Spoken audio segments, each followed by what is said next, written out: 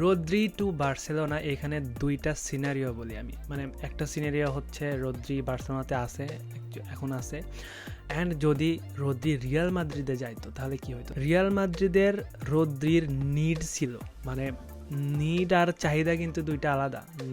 Need হচ্ছে যে তোমার অভাব চলতেছে ওই জিনিসের, সেটা ছাড়া তোমার মানে সংসার ঘর চলতেছে না, সেটা হইতেছে যে নিড, মানে দরকার তোমার, এটা হচ্ছে মানে কম্পালসারি যে এটাকে বলে। তো রদ্রির মতো প্লেয়ার রিয়াল মাদ্রিদের দরকার ছিল ভাই। রিয়াল মাদ্রিদের কিন্তু স্ট্রাইকারের দরকার নেই, মানে ভোরে ভোরে স্ট্রাইকার আছে, এমবাপ্পে, ভিনিসিয়াস জুনিয়র, যা তা অবস্থা, বেলিংহাম নিজেও স্কোর করে।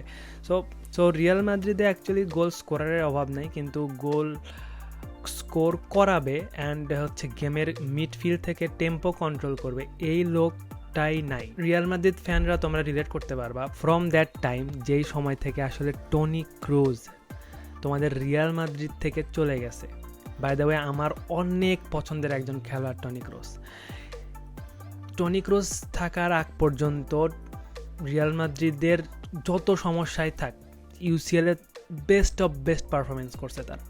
টনি ক্রুজ ছিল হচ্ছে রিয়াল মাদ্রিদের মিডফিল্ডের কমান্ডার, টেম্পো কন্ট্রোল করা, বল প্রোগ্রেশন থেকে শুরু করে বল পাসিং, লাইন ব্রেকিং পাস, সব সে নিজে করতো ভাই।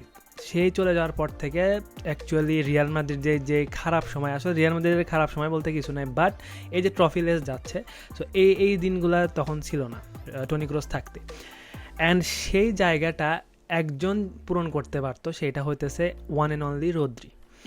অ্যান্ড টু বি অনেস্ট, বার্সেলোনার অবশ্যই রদ্রি আসলে বার্সেলোনার টিম বেটার হবে, বেটার মানে জোজ হবে ভাই, সেই হবে। বাট রদ্রির দরকার ছিল না অ্যাকচুয়ালি, মানে to be honest, Pedri, Dani Olmo,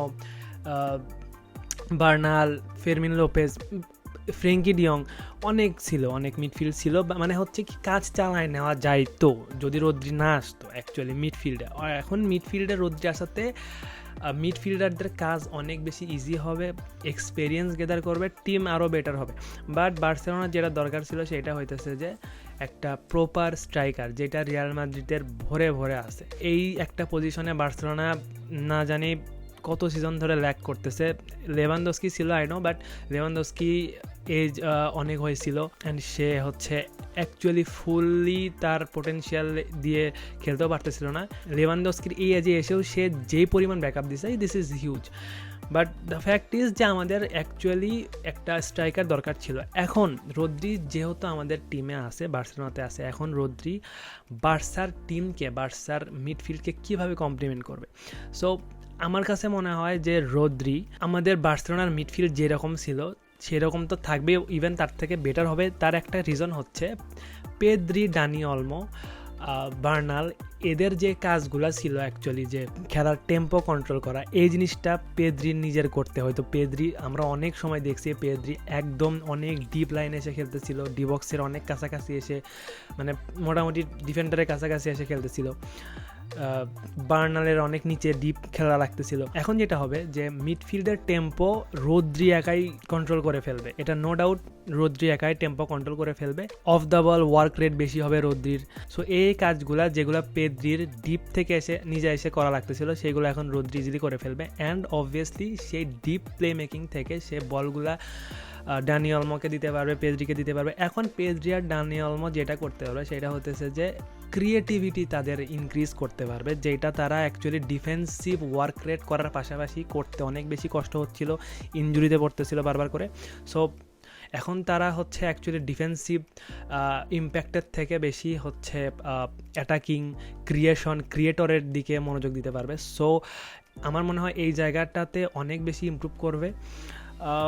স্ট্রাইকারের need ঠিক আছে, বাট যদি মিডফিল্ডের প্রোগ্রেশন ভালো হয়, মিডফিল্ড থেকে গোল আসবে, মানে মিডফিল্ড থেকে ক্রিয়েট করার পরে হচ্ছে গোল আসবে। আমাদের বার্সেলোনার হামজা আব্দুল কারিম অনেক জোস নাম্বার 9 মানে খেলতেছে, সে কোনো প্রুভেন নাম্বার 9 না, বাট তাও আমাদের ইফেক্টিভ খেলা আমরা দেখতেছি প্রি সিজনগুলোতে। সো আমাদের তাকে রেডি করতে হবে মাস্ট।